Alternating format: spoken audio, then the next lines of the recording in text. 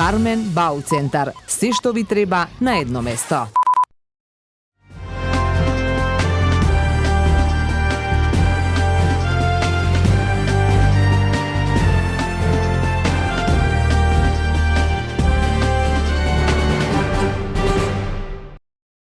Недостиг на лекови и помагала, административни пречки и долго чекање за прегледи и интервенции се најчестите проблеми со кои се соочуваат пациентите. Дел од граѓаните се недоволно информирани и имаат недоверба кон институциите, што дополнително го отежнува пристапот до здравствена заштита. Ова беше истакнато на првиот социоздравствен саем, што од денес се одржува во Охрид, а има за цел да ги доближи институциите, здравствените работници и пациентите. Луѓето со кои што разговаравме ги кажуваа овие работи како проблеми, дека системот не функционира, дека нема лекови, дека нема помагала, дека услугите не се достапни. Меѓутоа па на прашањето кога ќе му го поставевме кога сте биле, добивавме на некоја згрченост, не биле, најчесто не посетиле некоја институција, не побарале помош, а ја имаме таа фама дека тие се нефункционални. Понекогаш се случува да недостасува одредена група на лекови и тогаш пациентите имаат проблем со нивното лекување, а секако голем предизвик и голем проблем на граѓаните и цената на лековите. Сега Фондот за здравство најави одредено намалување на цените на одредена категорија на лекови кои што пациентите многу често ги користат и кои што сте навистина потребни. Преку панел дискусии со лекари, специјалисти, представници на институции и отворени разговори за хроничните заболувања и менталното здравје се очекува да се надминат бариерите на релација здравство-пациенти. Аптеки Via Farm како општествено одговорна компанија го поддржуваат овој настан.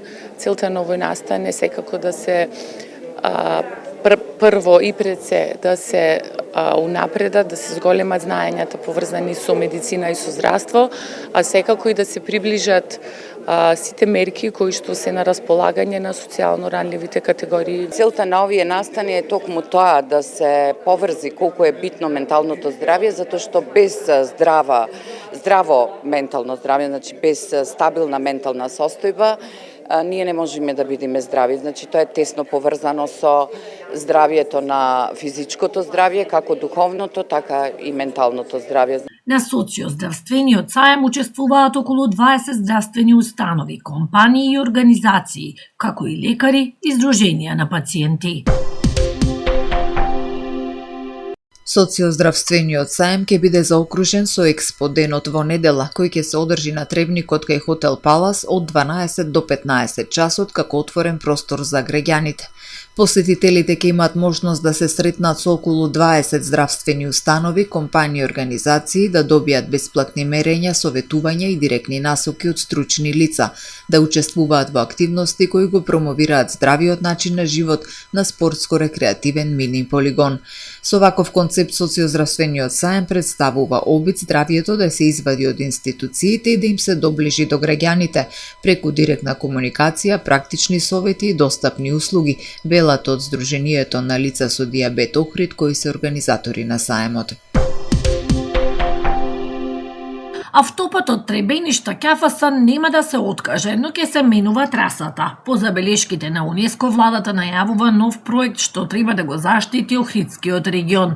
Делницата Требениште-Ќафасан од коридорот 8 нема да биде укината. Од Министерството за транспорт велат дека новото решение ќе ги избегне заштитените зони и археолошките локалитети. Целта е да се обезбеди инфраструктурен развој без загрозување на Охридското езеро и неговото наследство.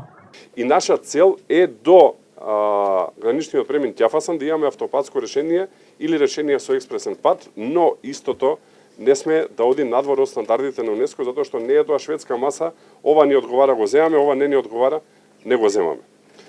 Дури и да не постоеше заштитата од УНЕСКО, јас мислам дека таа траса е правена во канцеларија од три причини кои што ќе ги кажам. Првата е, поминува низ археолошкото наоѓалиште каде што се највредните археолошки наоди најдени во Македонија, почнувајќи со Златната маска. никој нема дозволи да се уништи тоа археолошко наоѓалиште. Министерот Николовски посочува дека постојното решение има сериозни слабости, особено во однос на заштитата на културното наследство и поврзувањето со регионот, како опции се разгледуваат нова траса или прилагодување на постојната со подобро поврзување кон Струга и аеродромот. Не е предвидено поврзување со аеродромот. Ние немаме 200 аеродроми во држава, 2 имаме. Што значи дека кога би се изградило, граѓаните на Струга пак ќе треба да додат откај подмоѓа. И третото, поврзување со Струга не е предвидено во тој проект, затоа што е предвиден како проект на затворен систем со влез и излез. Влезот би бил кај Требеништа, излезот би бил пред Ќафаса. Со вакви мани, јас не можам да влезам во проект кој што ќе чини 250 милиони евра и кој што ќе значи за некој што ќе си трне од Скопје побрзо да стигне до Ќафаса, а да не поврзи никој овдека во регионов, да не зборувам за другиот проблем кој што ги имаме со УНЕСКО. И затоа седнавме со нив, зборувавме, не случајно отидовме во Париз, во јуни имаме финален став за најдобра траса. Значи ние не велиме дека нема градиме, само велиме да видиме по која траса ќе градиме. Проектот ќе се усогласува со препораките на УНЕСКО, а новото решение треба да обезбеди подобро поврзување на регионот, без да се загрози природното и културното наследство. Поради изведување на градежни активности кои се однесуваат на санација на уличната патна мрежа, Општина Охрид ги известува сите учесници во сообраќајот за измени во сообраќајниот режим и апелира на внимателност. Утре на 4 април на улиците 15 корпус, Питу Гули, Сирма Војвода ќе се изведуваат градежни работи, при што се замолуваат учесниците во сообраќајот за крајна внимателност при управување со моторните возила и да ја почитуваат сообраќајната сигнализација. На 6 април понеделник за сообраќај ќе биде затворена дел од улицата Димитар Влахов и тоа од почеток на улицата кај кружната крстосница до крстосницата помеѓу улиците Димитар Влахов и Мите Богоевски. Воедно се замолуваат учесниците во сообраќајот на 6 април да не ги паркираат возилата на оваа улица или веќе паркираните возила да ги отстранат. Кебапчилница вкусно ви донесува метео.